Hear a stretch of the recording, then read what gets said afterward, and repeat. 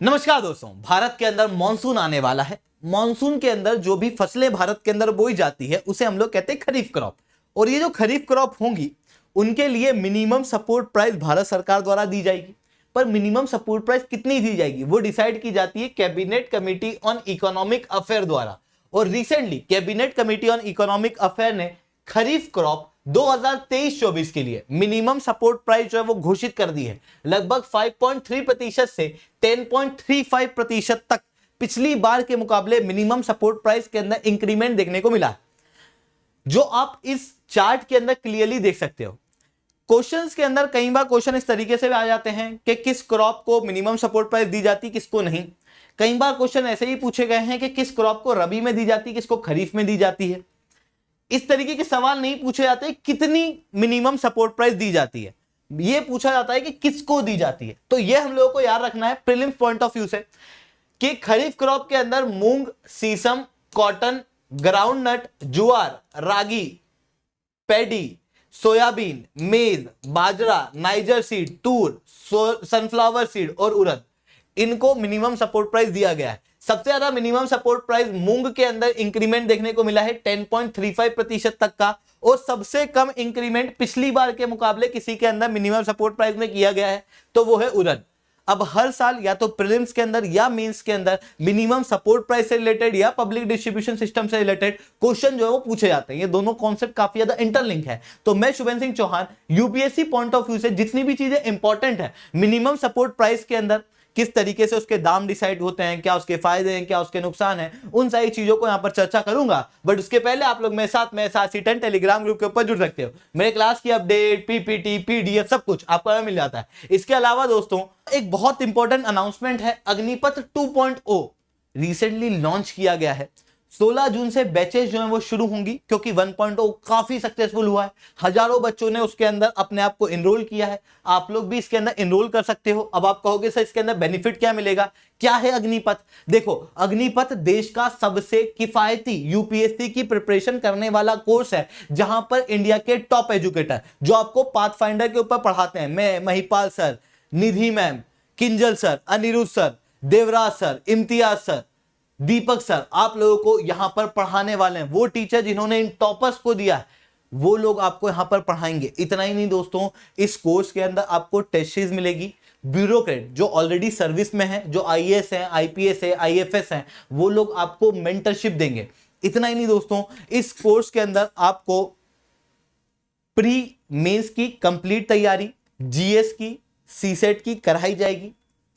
Mains के perspective से भी तैयारी कराई जाएगी। इंटरव्यू के लिए गाइडेंस भी दी जाएगी। याद रखना, ऑप्शनल छोड़ के बाकी सब कुछ हम लोग यहां पे पढ़ाएंगे आपके।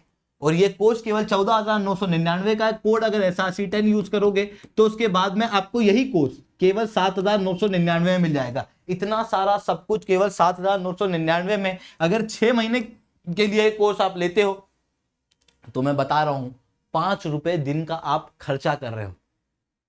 5 रुपए दिन का इतने की चॉकलेट खा जाते हो, वो 5 रुपए आप बचा लेना, यूपीएससी का सपना आप अपना बचा लोगे। तो चलिए दोस्तों, वो समझने की कोशिश करते हैं। पर उसके पहले हिंदी मीडियम वाले बच्चे, आपको भी घबराने की जरूरत नहीं है। एक बोध कोर्स जो है वो इसी टीम के द्वारा, इन्हीं सारी फैसिलिटीज के द्वारा लाया जा रहा है। 15 जुलाई से आप इसके अंदर भी अपने आप को एनरोल कर सकते हो। कोड जो यूज करना है वो SRC10।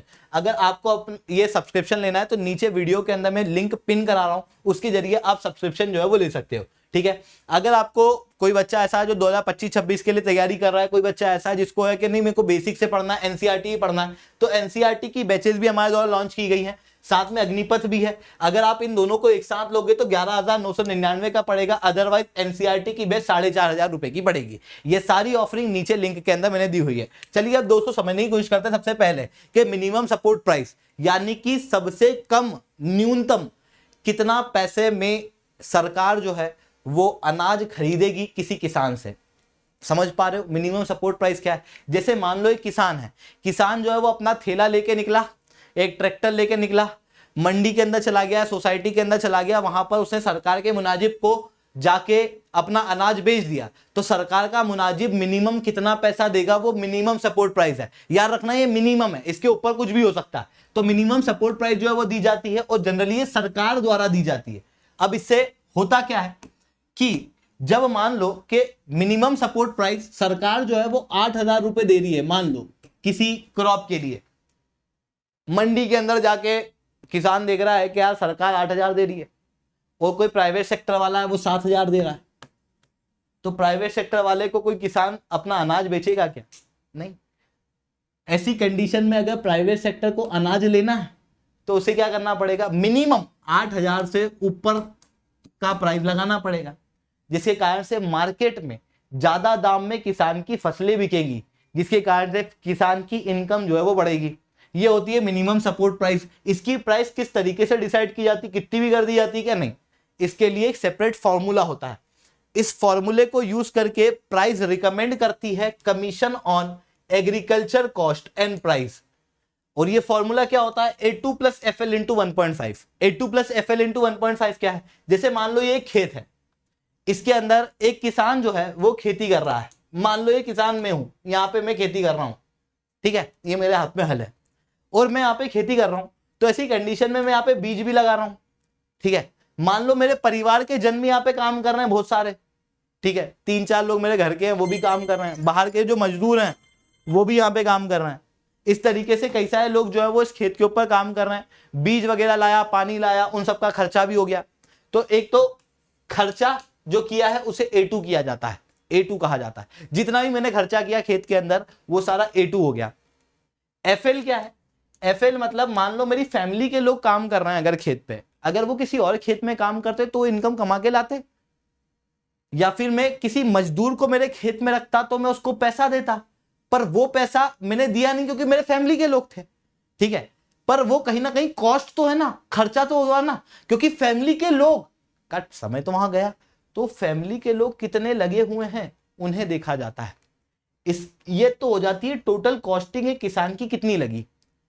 इसके अंदर 50% का प्रॉफिट दिया जाता है, मतलब A2 प्लस FL इंटू 1.5 किया जाता है, उससे मिनिमम सपोर्ट प्राइस जो है वो निर्धारित की जाती है और निर्धारित करके रिकमेंड किया जाता है cabinet committee on economic affair को, और cabinet committee on economic affair उसे अप्रूवल दे देती है, तो मिनिमम सपोर्ट प्राइस जो है वो डिसाइड हो जाती है।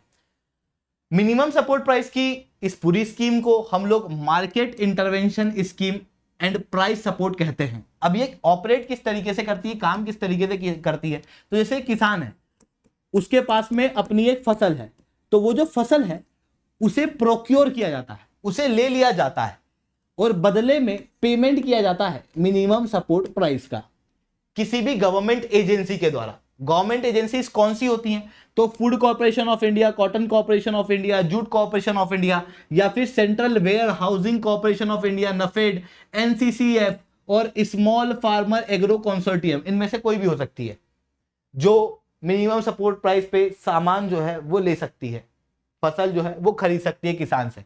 तो अगर आपसे कहे कि केवल food corporation of India he procurement करती है तो वो गलत है, और भी कई सारी गवर्नमेंट की ऑर्गेनाइजेशन यहाँ पर काम करती है।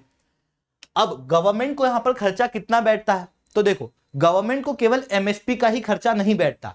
आप समझना कि ये पूरा भारत है, ठीक है, भारत के अंदर मान लो हरियाणा है और FCI को का हेड ऑफिस है मान लो उत्तर प्रदेश में, वेयर हाउस, ठीक है। तो FCI क्या करेगी? हरियाणा में जाएगी, हरियाणा में किसान से क्या करेगी? फसल खरीदेगी, फसल खरीद के उसको MSP देगी, MSP के साथ में कुछ बोनस अमाउंट भी दिया जाता है तो वो बोनस देगी। फिर वहां से फसल खरीदने के बाद उसे ट्रांसपोर्ट किया जाएगा वेयर हाउस के अंदर, और फिर वेयर हाउस से मान लो मध्य प्रदेश के अंदर किसी राशन शॉप के अंदर इस अनाज की जरूरत पड़ रही है तो वहां ट्रांसपोर्ट कर दिया जाता है। मतलब खर्चा क्या है? खर्चा है पहला MSP, दूसरा बोनस, तीसरा ट्रांसपोर्ट, चौथा स्टोरेज। इन सारी चीजों का खर्चा जो है वो पूरी तरीके से फूड कॉर्पोरेशन ऑफ इंडिया उठाती है, या फिर जूट कॉर्पोरेशन ऑफ इंडिया, या वो बॉडी जो यहां पर प्रोक्योरमेंट का काम कर रही है। इस तरीके से कॉस्टिंग लगती है। अब आप यहां पर फिर से इस इमेज को देखो तो आप थोड़ा सा ऑब्जर्व करो कि हम लोग क्या गड़बड़ कर रहे हैं। जैसे मान लो कि हरियाणा से किसी क्रॉप को लिया गया, उत्तर प्रदेश में उसे स्टोर कर दिया गया, फिर मान लो कि हरियाणा के ही वेयर हाउस के अंदर जरूरत लगी अनाज की, या फिर वहां पे किसी राशन शॉप में अनाज की जरूरत लगी, तो फिर उत्तर प्रदेश से वापस वहां ले जाया गया। आपको नहीं लग रहा कि फोकट ये घुमा के करना है अपन, ट्रांसपोर्टेशन कॉस्ट बढ़ रहा है? तो फिर क्या किया गया था? एक कर दिया गया था डिसेंट्रलाइज प्रोक्योरमेंट, ये क्या होता है, अलग अलग राज्य सरकार को भी अधिकार दे दिया गया था कि आप खुद ही प्रोक्योर करके खुद ही अपने राज्य के अंदर भेज दो, जितना भी खर्चा होगा वो सेंट्रल गवर्नमेंट उठा लेगी। तो इस तरीके का सिस्टम जो है वो डिसेंट्रलाइज प्रोक्योरमेंट कहलाता है। अब बात आती है कि एमएसपी के अंदर क्या क्या दिक्कत है। एमएसपी के अंदर सबसे बड़ी दिक्कत ये है कि जो प्रोक्योरमेंट किया जाता है वो आप इस मैप के अंदर देख पा रहे होगे, तो 50% से ज्यादा प्रोक्योरमेंट हरियाणा से हो रहा है, बाकी राज्यों में से कम हो रहा है। मतलब क्या है कि कहीं ना कहीं एक राज्य से प्रोक्योरमेंट ज्यादा है, दूसरे राज्य से कम है। इतना ही नहीं दोस्तों, डिस्पैरिटी हम लोगों को क्रॉप में भी देखने को मिलती है। कहने के लिए तो हम लोगों ने इन सारी चीजों के ऊपर एमएसपी दिया हुआ है, पर अधिकतर जो प्रोक्योरमेंट किया जाता है वो वीट और राइस का किया जाता है। ऐसी कंडीशन में किसान फिर उगाता भी वीट और राइस है, क्योंकि पैसा उसके ऊपर मिल रहा है ज्यादा। ऐसी कंडीशन में फिर क्या होता है कि जो मोनोकल्चर है वो प्रमोट होता है, और अगर मोनोकल्चर प्रमोट होता है तो क्रॉप डाइवर्सिफिकेशन जो है वो नहीं हो पाता है। तो वो एक बड़ा इशू जो है वो हम लोगों को यहाँ पर देखने को मिलता है। ऐसी कंडीशन में भारत के अंदर क्रॉप डाइवर्सिफिकेशन को बढ़ावा देने के लिए भारत सरकार द्वारा कई सारी स्कीमें भी चलाई गई हैं, जैसे पीएम आशा, जहां पर वायबिलिटी गैप फंड क्रिएट किया जाता है, वायबिलिटी गैप को फुलफिल किया जाता है। राष्ट्रीय कृषि विकास योजना है ना, ये विकार लिखा है, ये विकास है, ठीक है। इसके अलावा national mission on edible oil, oil palm, ये भी पाम ऑयल को बढ़ावा देने के लिए या फिर पाम की खेती को भारत के अंदर बढ़ावा देने के लिए ये मिशन जो है वो चलाया गया था, जिसके अंदर भी वायबिलिटी गैप को फुलफिल करते हुए पैसा जो है वो दिया जाता है। तो ये सारी चीजें हम लोगों को एमएसपी के अंदर इंपॉर्टेंट देखने को मिल रही है। दोस्तों आज के लिए इतना ही रखते हैं। लेक्चर अच्छा लगा हो तो लाइक करना, लेक्चर बहुत अच्छा लगा हो तो SRC10 कमेंट करना। इसके अलावा मैंने आपको बताया कितनी सारी इंपॉर्टेंट बैचेस हमारी ऑलरेडी चल रही हैं। एनसीईआरटी की अगर आप लोगों को बैच के अंदर ज्वाइन करना है तो वो 4999 की आप कर सकते हो, अग्निपथ करना है तो वो कर सकते हो, बोध करना है तो वो कर सकते हो। अगर आपको कॉम्बो लेना है आप वो ले सकते हो। बहुत ही किफायती दामों के अंदर ये सारा सब्सक्रिप्शन इंडिया के टॉप एजुकेटर द्वारा आपको पढ़ाया जाएगा इन सब्सक्रिप्शन के अंदर, तो आप बिल्कुल से हमारे साथ में जुड़ सकते हो। इसके अलावा दोस्तों सीसेट का भी एक सेपरेट कोर्स है, आप यहां पर भी जुड़ सकते हो। किसी भी कोर्स के अंदर जुड़ोगे तो कोड आपको यूज करना है वो है SRC10, जिसके बाद में आप लोगों को मेरे द्वारा 1-on-1 मेंटरशिप मिलेगी। इस लेक्चर की पीपीटी पीडीएफ आपको SRC10 टेलीग्राम ग्रुप के ऊपर मिल जाएगी। याद रखना अग्निपथ के अंदर टेस्ट सीरीज इंक्लूडेड है, अग्निपथ के अंदर और बोध के अंदर सीसेट का कोर्स भी इंक्लूडेड है। पर आपको लगता है कि नहीं मेरे को टेस्ट सीरीज अलग लेना है या मेरे को सीसेट का कोर्स अलग लेना है, मेरे को अग्निपथ बैच पूरी नहीं लेना, तो आप उसके लिए ये कॉस्टिंग पे कर सकते हो। टेस्ट सीरीज की भी अलग से कॉस्ट आपके सामने है, ठीक है। तो दोस्तों आज के लिए इतना ही रखते हैं। लेक्चर अच्छा लगा हो तो लाइक करना, लेक्चर बहुत अच्छा लगा हो तो नीचे SRC10 कमेंट करना। आज के लिए इतना ही। जय हिंद, जय भारत।